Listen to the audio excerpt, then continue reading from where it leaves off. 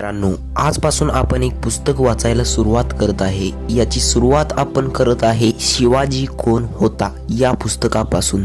तर तुम्ही हा व्हिडिओ शेवटपर्यंत नक्की बघा. शिवाजी कोण होता या पुस्तकाचे लेखक गोविंद पानसरे. आज आपण सुरुवात करत आहे आगळा राजा शिवाजी या टॉपिक पासून.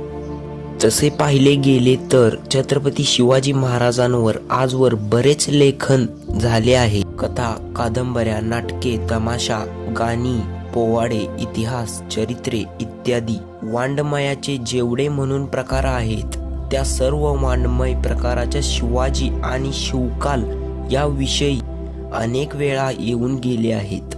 चित्रपटही निघाले आणि व्याख्यानेही खूप झाली आणि होत आहेत. पण एवढे सारे होऊनही शिवकालाची, शिवाजी महाराजांची आणि त्यांच्या कार्यास प्रेरणा ठरलेल्या कारकर्णांची जी प्रतिमा सामान्य जनमानसात निर्माण झाली आहे ती इतिहासाची इमान असलेली प्रतिमा आहे असं म्हणवत नाही. लोकशाहीत राजाचे कौतुक.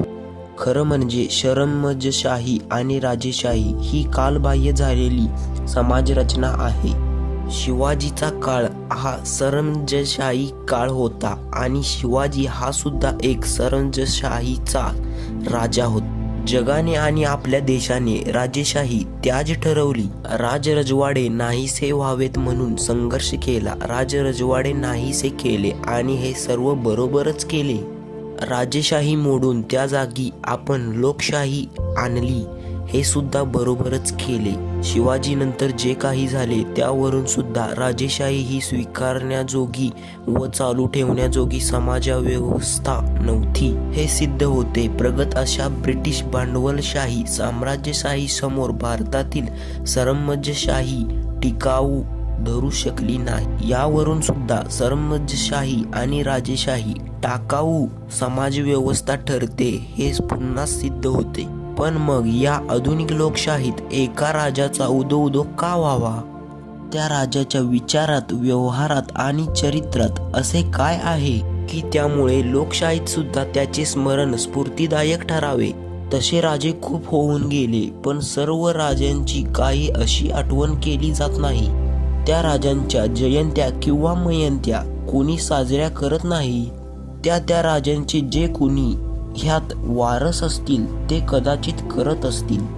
क्वचित कुणाच्या बाबतीत त्या राजांच्या स्थानात समाविष्ट असलेल्या प्रदेशातील काही लोके कुठे कुठे असे करत असतील. परंतु शिवजयंती जितक्या विस्तृत प्रदेशात, जितक्या मोठ्या प्रमाणात आणि जितक्या उत्साहाने, उमेदीने व स्फूर्तीने साजरी केली जाते तसे इतर कुणीही राजाच्या बाबतीत घडत नाही. असे का व्हावे? इतर राजांपेक्षा या राज्यात काय वेगळेपण होते की त्यामुळे असे घडत आले आहे? शिवकालीन किंवा त्यांच्या आगेमागे होऊन गेलेल्या इतर राजांपेक्षा शिवाजीत असे काय वेगळे होते? हे वेगळेपण समजावून घेतलं तर शिवकालाचा व शिवचरित्राचा नीट उलगडा होईल. पहिली गोष्ट म्हणजे शिवाजी हा कुणी अगोदर तयार केलेला, गादीवर वारसा हक्काने बसवलेला आयतोबा नव्हे. आयत्या पिठावर रेघोट्या उठवणे सोपे असते, त्यास फारसे कौतुकास्पद काही नसते. वारसा हक्काने राजे बनले, अनेक होऊन गेले. शिवाजी वारसा हक्काने राजा बनला नव्हता. त्याने राज्य निर्माण केले, तो राज्य संस्थापक होता. राज्य निर्माण करणे हे सोपे नव्हते व नसते, हे शिवाजीने केले. इतरांनी स्थापन केलेल्या राज्यावर बसणे आणि स्वकर्तृत्वाने राज्य निर्माण करणे यात खूप फरक आहे. शिवाजीने जेव्हा राज्य निर्माण केले तेव्हा तत्सम इतरांच्या मनात तसा विचार सुद्धा येत नव्हता. मग तसा व्यवहार होण्याची गोष्ट दूरच. या किंवा त्या दरबारची मर्जी राखावी, त्यासाठी लाचारी पत्करावी, असे कसे तरी मीमान मिळवावा, जहागिरी मिळवावी आणि त्यातच आयुष्याची इतिकीर्तव्यता मानावी असे इतर करीत. त्या काळात शिवाजीने राज्यकर्त्यांची मनीषा मागाळली. त्या काळात शिवाजीने राज्यस्थापनेची मनीषा बाळगली. तसा विचार केला, त्याची नीट नियोजना आखली आणि त्याचा व्यवहार करून राज्य स्थापन केले. तथापि राज्य स्थापन करणारा शिवाजी हा एकमेव राजा नव्हता. काही थोडे इतरही होते. त्या थोड्या इतरांना सुद्धा जनमानसात शिवाजीला मिळालेला तसा स्थान मिळाले नाही. आपले कार्य आपले राज्य. शिवाजी महाराजांच्या कार्याचे आणि राज्याचे इतर राजांच्या कार्याहून आणि राज्याहून सर्वात ठळक वेगळेपण कोणते होते? शिवाजीचे कार्य आणि शिवाजीचे राज्य त्या राज्यात राहणाऱ्या सर्वसामान्य माणसाला, रयतेला आपले वाटू लागले. हेच ते ठळक वेगळेपण आहे असे मला वाटते. खरे म्हणजे एखादे राज्य चांगले की वाईट हे ठरवण्याची सर्वोत्तम कसोटी कोणती? ज्या राज्यातील प्रजेला, सामान्य प्रजेला, बहुसंख्य प्रजेला, बहुजनाला जे राज्य आपले वाटते ते राज्य उत्तम समजावे. आपण सध्या लोकशाही राज्यात राहतो. जगात अनेक देशात आपल्यासारखी लोकशाही आहे. आपल्या देशात जे काही चालले आहे ते आपल्यासाठी चालले आहे का असे बहुसंख्य जनतेला वाटते का? मला वाटते याचे प्रमाणित उत्तर नाही असे आहे.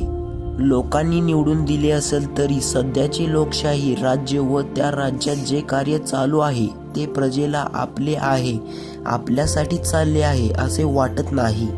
शासन संस्थेची एक उत्तम व्याख्या आहे, जो लोकांतून निर्माण होतो पण वाढत्या गतीने लोकांपासून अलग पडतो, ती शासन संस्था.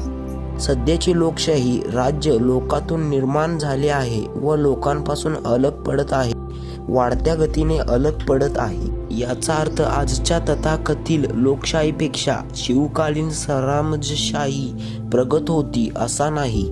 शिवकाळ आणि आपण यात 350 वर्षांचे अंतर आहे. आता सरंजामशाही तर उपयोगीच नाही, पण सध्या ती जशी लोकशाही आहे ती सुद्धा सामान्य जणांच्या दृष्टीने उपयोगी राहिली नाही असा त्याचा अर्थ होतो.